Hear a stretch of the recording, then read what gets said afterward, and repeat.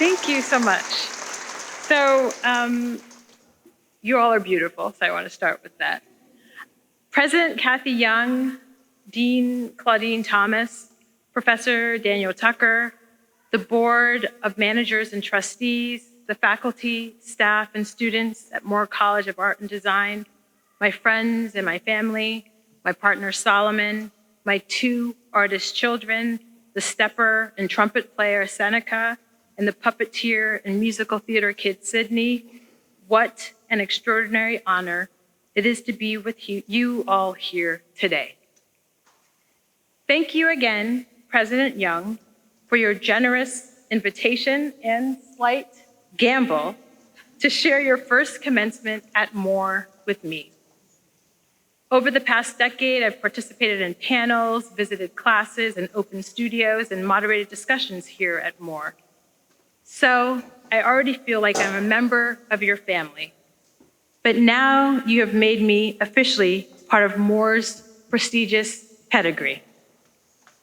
As someone who came of age as an artist, an activist, and a scholar in this city, it is even more humbling for me to stand before you, a bit nervous, yet mostly delighted, as I imagine the veteran journalist Tom Brokaw did a few miles from here when he was my commencement speaker at the University of Pennsylvania in 1996.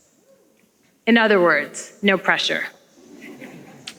So as I began to prepare for my remarks today, to say something unique yet uplifting, I asked President Young's Chief of Staff, the wonderful Allison Swick, to send me past ones delivered here at Moore.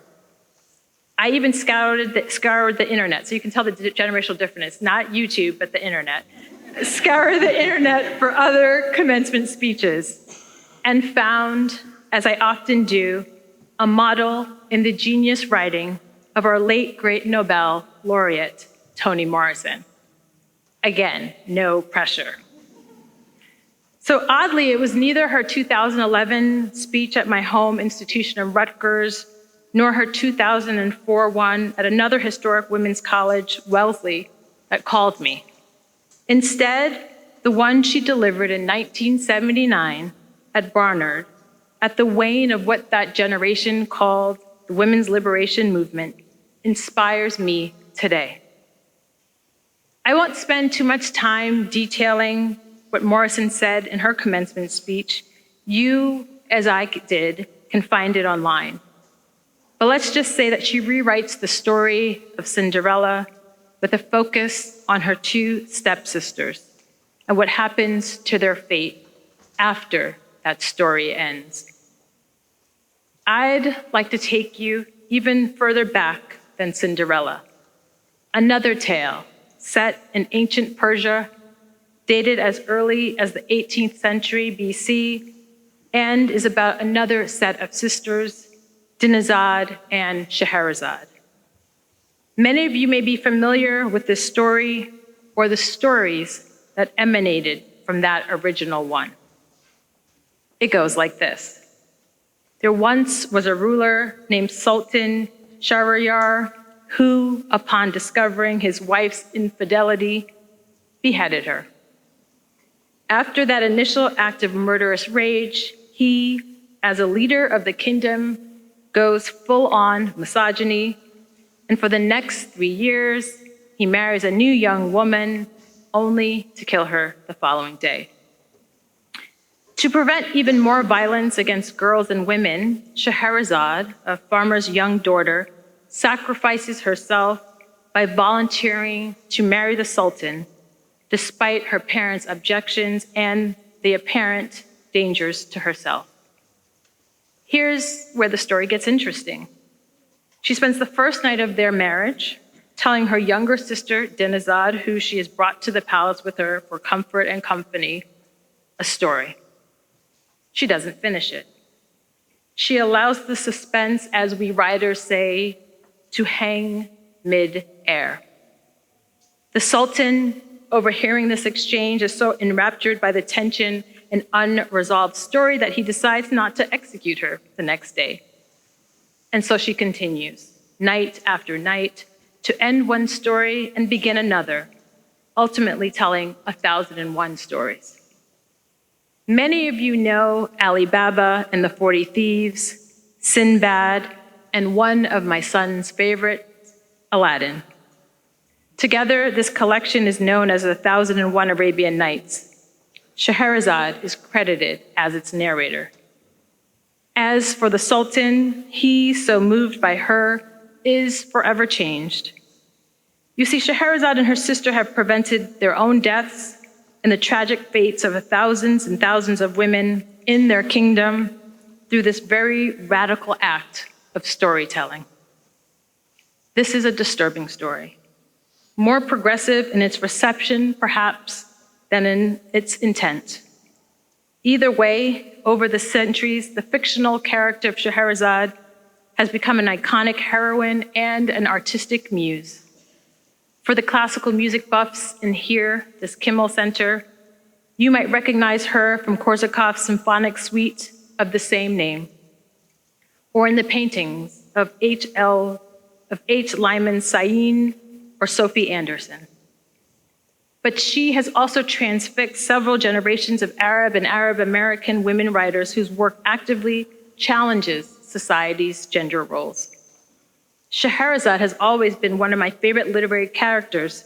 Samina Mughal, a writer based here in Westchester, Pennsylvania, and author of Scheherazade's Daughter, once said, "I've always seen her as a literary feminist icon."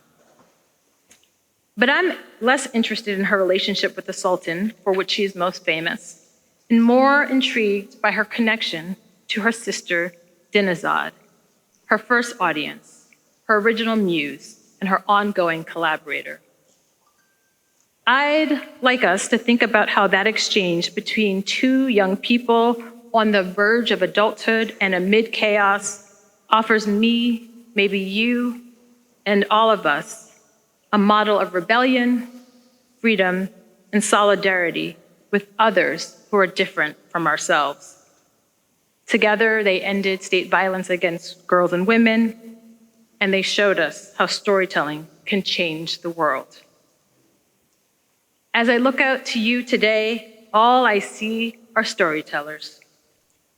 Brave artists who have dedicated the past few years and countless caffeinated nights and trips to Chipotle, apparently, to their craft.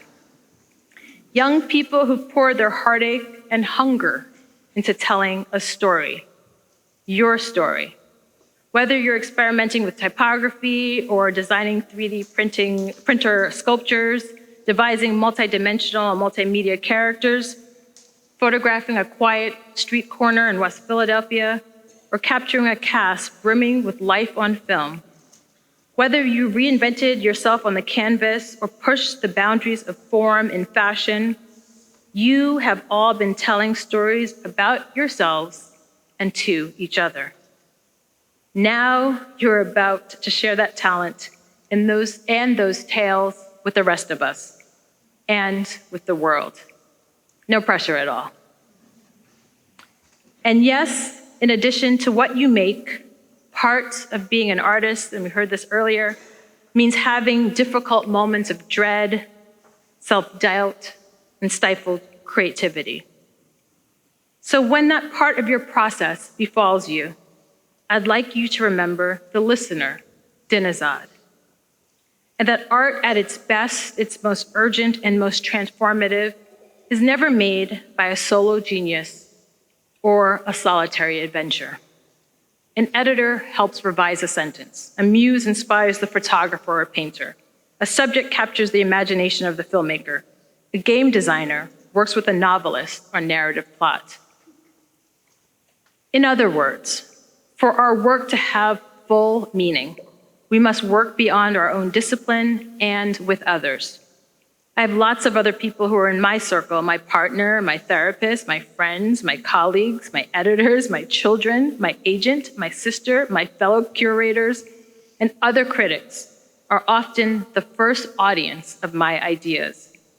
These people have become my community. And if all artists are lucky enough, we might find our way to a bigger collective.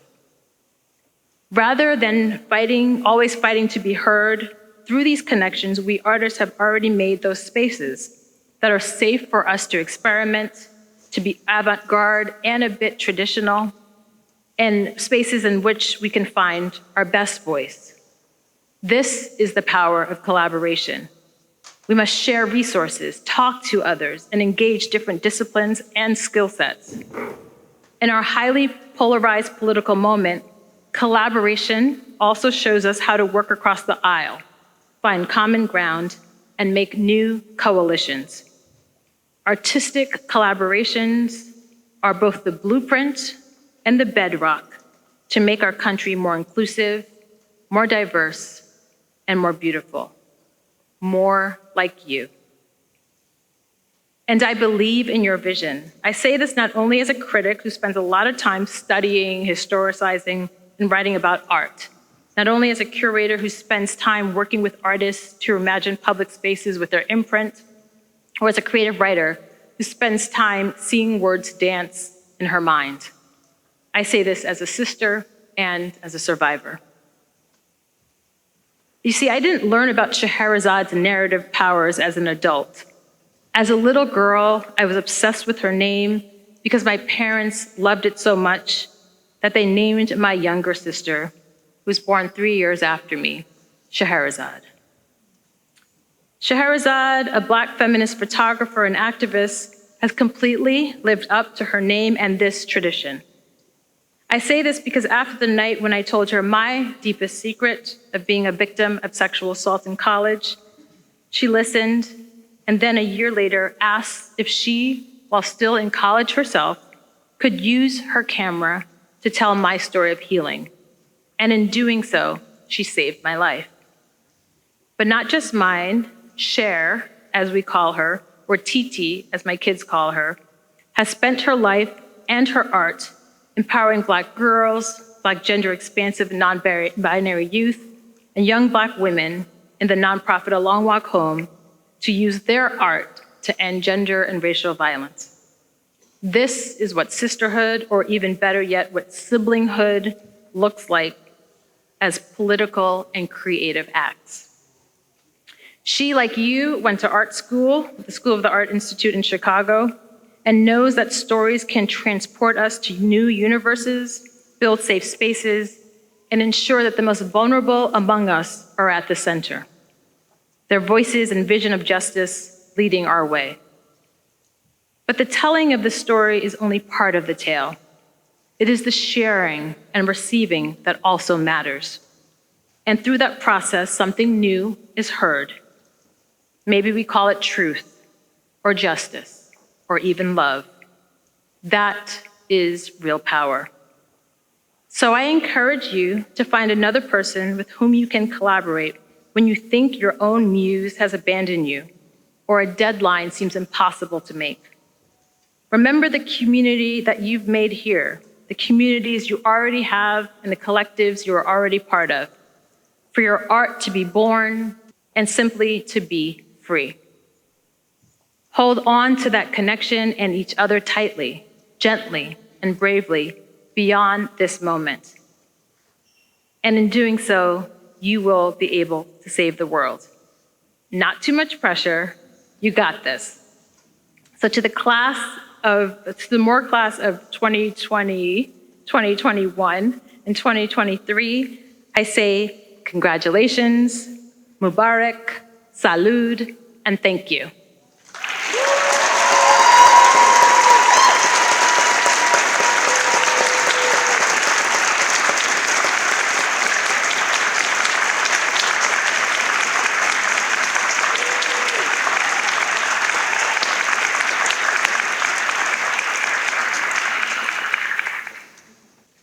Thank you, Salamishah, and welcome to the Moore family.